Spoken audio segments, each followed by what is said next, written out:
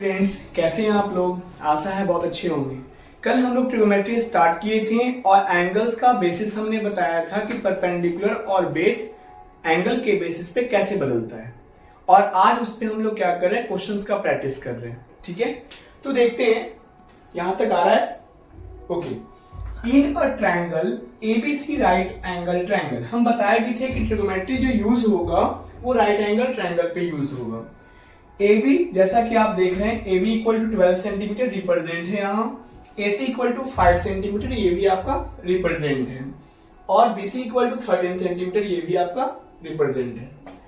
अब बताना ये है कि 6 ट्रिगोनोमेट्रिक रेशियो, 6 रेशियो आपको बताना है। आपको हम बताए भी थे पिछले वीडियो में कि ट्रिगोनोमेट्री का कितना रेशियो होता है। तो कितने रेशियो थे उस समय?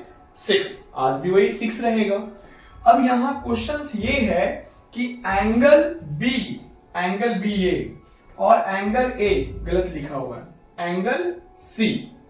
ठीक है, एंगल बी और एंगल सी के बेसिस पे आपको 6 वैल्यूज का 6 वैल्यूज आपको ट्रिगोनोमेट्रिक रेशियोज का फाइंड आउट करना है। अब देखिए, जैसा कि साइन ए पिछले क्लास में हमने बताया था, सॉरी साइन ए लिख दिए, फिर से साइन बी पे हम लोग काम करते हैं। Sine B P by H, sine का फॉर्मूला क्या होता है? P बाई एच होता है। अब साइन B के लिए हमने बताया था कि परपेंडिकुलर क्या होता है, तो एंगल का अपोजिट साइड। क्या बताए थे? एंगल का अपोजिट साइड्स कौन है?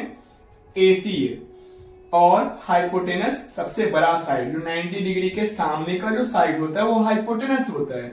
या फिर जो राइट एंगल ट्रायंगल होगा उसका जो सबसे बड़ा जो साइड होगा उसे हम लोग क्या कहेंगे?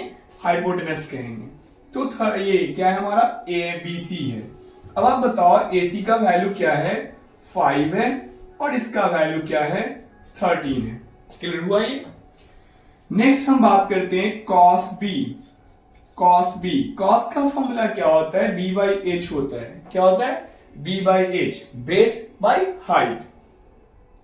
अब ये तो फिक्स हो गया कि B के लिए परपेंडिकुलर ये है, और ये भी फिक्स है कि हाइट कभी नहीं बदलता है।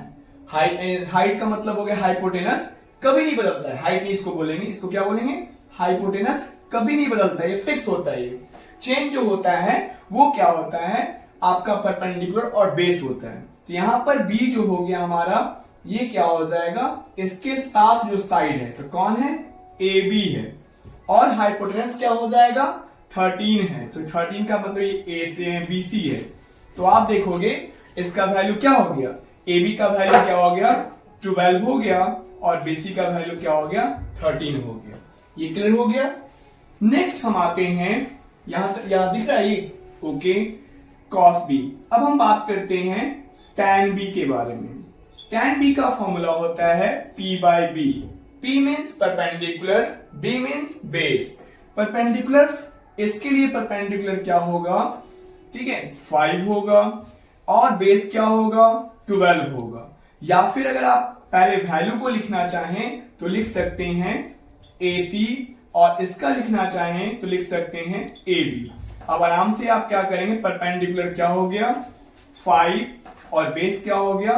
12। एक और बेस्ट तरीका है, अगर हम चाहें तो पहले ही एंगल B के लिए P को डिराइव कर लें। तो एंगल B के लिए P क्या हो गया? AC हो गया। AC का वैल्यू क्या हो गया? 5 हो गया। एंगल B के लिए बेस कौन है? AB है, और AB का वैल्यू क्या है? 12 है। ये बेस्ट तरीका रहेगा, एक बार हम निकाल लेंगे, आराम से बैठाते चले जाएंगे। ठीक है, और H क्या हमारा? 13 है, हो गया। अब आराम से हम क्या करेंगे? वैल्यू को पुट कर लेंगे।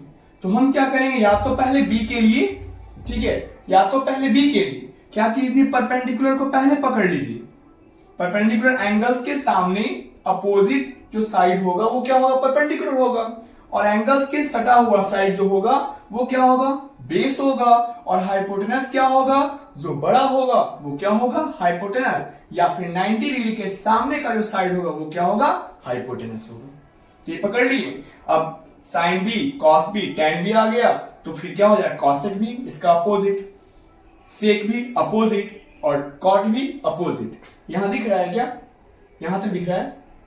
ओके, यहां चलते हैं हम लोग। अब हम बात करते हैं कॉसेक बी। तो कॉसेक बी के लिए h बाई पी, तो h बाई पी, h का वैल्यू क्या है 13, p का वैल्यू क्या है 5। हम वैल्यू को नहीं लिख माने ये बोल सकते हैं कि साइड्स को ना लिख करके हम इसके वैल्यू को लिख दिए। उसके बाद सेक बी का क्या होगा, तो h बाई बी होगा। h का वैल्यू कितना 13, इसका value 12। This is your answer. Next cot B में हम लोग चल दिए, तो कॉट बी के लिए बताइएगा b बाई p फॉर्मूला। तो b क्या है भाई हमारा 12 है और AC हमारा b क्या है 5 है। ये हो गया हमारा आंसर। नेक्स्ट अब हम आते हैं, ये b के लिए था, किसके लिए था b के लिए। अब हम एंगल किसके लिए चलेंगे, c के लिए चलेंगे। एंगल c के लिए, किसके लिए c के लिए। अब आप बताइए कि एंगल c का परपेंडिकुलर कौन है भाई, इसका अपोजिट साइड्स कौन दिख रहा है, AB दिख रहा है। AB का वैल्यू क्या है 12 है। अब बेस क्या दिख रहा है, तो इससे सटा हुआ साइड हमें क्या दिख रहा है, ये दिख रहा है। इसका वैल्यू क्या है AC है, AC का वैल्यू क्या हो गया हमारा 5 हो गया। H क्या है हमारा, H फिक्स होता है, H हाइपोटेनस कभी नहीं बदलता है हमारा, चाहे वो ये एंगल्स के लिए हाइपोटेनस वही होगा और ये एंगल्स के लिए भी हाइपोटेनस यही रहेगा। तो हमारा क्या है यहाँ BC है, BC का वैल्यू क्या हो गया 13 हो गया। ओके, अब क्या करें, आराम से हम पुट कर लेंगे। साइन C का formula P by H, P का वैल्यू क्या है 12 है, P का वैल्यू क्या है 12 है, H का वैल्यू क्या है 13 है। क्लियर हो गया ये। फिर बात करते हैं cos C के लिए क्या हो जाएगा B बाई H हो जाएगा। B का वैल्यू क्या है 5 है, H का वैल्यू क्या है 13 है। आराम से इजी गोइंग काम हो गया हमारा।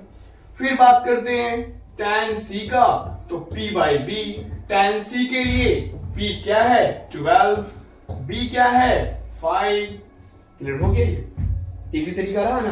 तो हम सबसे पहले यही कर सकते हैं कि एंगल के बेसिस पे P B को लिख लें और H को लिख लें और उसके बाद आराम से क्या कर दें बैठा दें। इसी का अपोजिट cosec C का फॉर्मूला क्या होता है H बाई P। तो H बाई P, तो H का वैल्यू क्या 13 बाई 12। फिर बात करते हैं cosec किसका अपोजिट होता है, cos का अपोजिट sec होता है। तो क्या हो गया यहाँ H बाई B, तो इसके लिए क्या हो गया 13 बाई 5 हो गया ये। फिर नेक्स्ट बात करते हैं क्या cot C का क्या फॉर्मूला होता है B बाई P, तो यहां हो गया 5 by 12। This is your answer. Easy going complete हो गया हमारा। तो इजी गोइंग बनाने के लिए हम क्या करेंगे, सबसे पहले हम क्या करेंगे P, B और H एंगल्स का फाइंड आउट कर लेंगे जो कि बेस्ट होगा। देख लीजिए नेक्स्ट क्वेश्चन का हम लोग प्रैक्टिस करेंगे, इससे क्लियर होगा।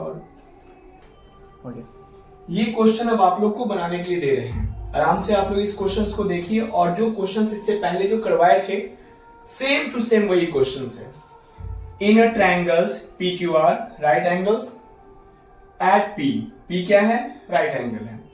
PQ कितना है 6 सेंटीमीटर, PQ क्या दिया हुआ है 6 सेंटीमीटर। उसके बाद PQ 6 हो गया, PR कितना है 8 सेंटीमीटर हो गया। अब 8 सेंटीमीटर हो गया। ट्रिग्नोमेट्रिकल रेशियो पे एंगल Q का इसका वैल्यू चाहिए और किसका वैल्यू चाहिए R का वैल्यू चाहिए। ओके, तो ये दोनों का वैल्यू क्या कर लेना है फाइंड आउट कर लेना है। तो आप लोग निकाल करके आइए और आप लोग क्या कीजिए कमेंट में इसका आंसर भेजिए, हम उसे देखेंगे। और आप लोग ज्यादा से ज्यादा YouTube चैनल्स को लाइक और सब्सक्राइब कीजिए ताकि हमारा मनोबल जो है और बढ़े और वीडियो को हम बहुत ही बेहतरीन तरीके से आप लोग के सामने लाएं। Thank you, have a nice day.